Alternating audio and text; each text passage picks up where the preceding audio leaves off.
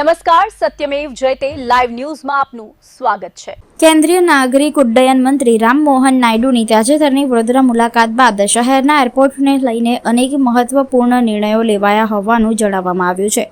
વડોદરાના સાંસદ અને એરપોર્ટ સલાહકાર સમિતિના અધ્યક્ષ ડોક્ટર હેમાંગ જોશીએ પત્રકાર પરિષદ યોજી એર કાર્ગો સેવા, આંતરરાષ્ટ્રીય મુસાફરીની સુવિધા અને ફ્લાઇંગ ક્લબના રિન્યુઅલ સહિતની સિદ્ધિઓ અંગે માહિતી આપી હતી।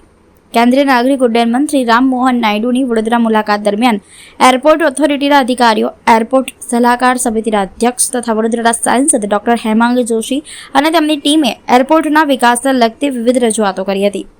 રજૂઆતમાં વડોદરાથી આંતરરાષ્ટ્રીય ફ્લાઇટોની સુવિધા વધારવા તેમજ શહેર અને આસપાસના જિલ્લાઓના મુસાફરોને વધુ સગવડ મળી રહે તે માટે જરૂરી કાર્યવાહી કરવાની માંગ કરવામાં આવી હતી।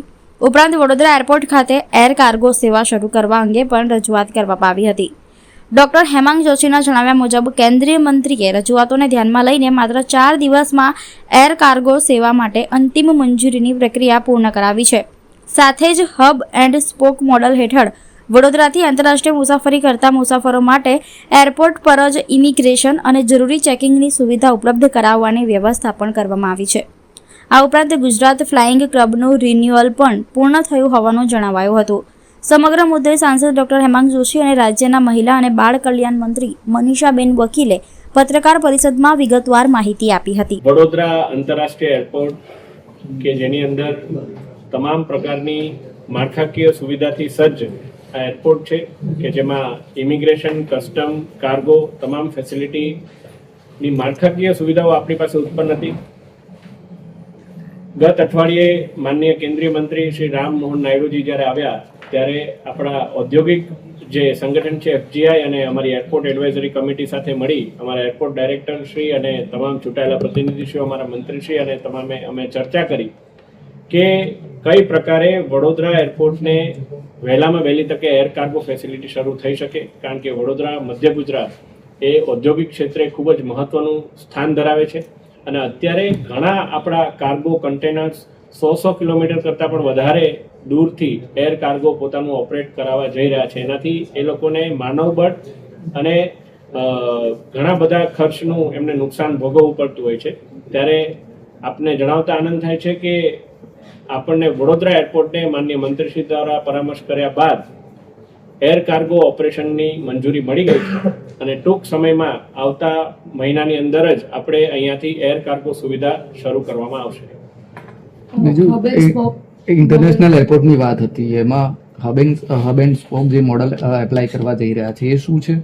એક બીજો પણ વિષય માન્ય મંત્રીશ્રી સાથે અમારે જ્યારે ચર્ચા થઈ ત્યારે ધ્યાનમાં આવ્યો છે કે આંતરરાષ્ટ્રીય ફ્લાઇટ વડોદરાને વહેલામાં વહેલી તકે મળે અને વડોદરાથી જ આપણા તમામ નાગરિકો એ આંતરરાષ્ટ્રીય ઉડાન ભરી શકે એ માટે જે નિર્ણય છે એ એરલાઇન પોતે કરતી હોય છે। એમાં સરકારનો કોઈ કંટ્રોલ નથી હોતો, કારણ કે કન્ઝ્યુમર બિહેવિયરના કારણે એ લોકો નિર્ણય લેતા હોય છે।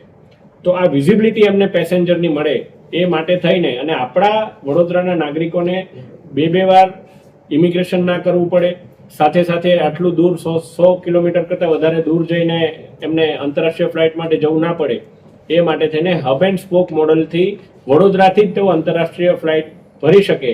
એટલે અહીંથી કનેક્ટિંગ ફ્લાઇટ દિલ્હી, અહેમદાબાદ કે મુંબઈ ક્યાંય પણ એમને જવું હોય અહીંયા જ એમનું ઇમિગ્રેશન થઈ જાય, અહીંયા જ એમનું ચેક ઇન થઈ જાય અને તેઓ એ રીતે આંતરરાષ્ટ્રીય ફ્લાઇટમાં પોતે સવાર કરી શકે એ માટેનું પણ એક આયોજન, એક પ્રારંભિક પ્રપોઝલ એના માટેની સહેમતિ એ માનનીય મંત્રીશ્રી દ્વારા મળી છે। એના ઉપર પણ કામ શરૂ થઈ રહ્યું છે અને 2 થી 3 મહિનાની અંદર એ સુવિધા પણ આપણે ત્યાં શરૂ થાય એ માટેની અમારી વડોદરા એરપોર્ટ પર ઇન્ટરનેશનલ ફ્લાઇટ ઉતરવાની જે વાત હતી એ હવે થશે સાકાર કે પછી સપનું કે પછી એમ જ રહેશે? એવું કહી શકાય કે વડોદરા એરપોર્ટ પર ઇન્ટરનેશનલ ફ્લાઇટ ઉતરે અને અહીંથી ટેક ઓફ પણ થાય એ માટે આપણે 5 પગલાં આગળ વધ્યા છે।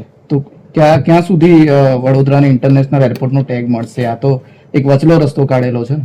વચલો રસ્તો જ આપણે એ માટે કાઢ્યો છે કે વહેલામાં વહેલી તકે આપણને આ આંતરરાષ્ટ્રીય ફ્લાઇટનો ટેગ મળે, પરંતુ આની અંદર સરકારનો કોઈ નિયંત્રણ ના હોવાના કારણે હું આપને કોઈ પ્રકારનો ખોટો વાયદો ના આપી શકું, પરંતુ એટલું આપણા માટે સરળતા થઈ જશે કે આપણા જે મુસાફરો છે એમને આંતરરાષ્ટ્રીય ફ્લાઇટ પકડવા માટે દૂર સુધી નહીં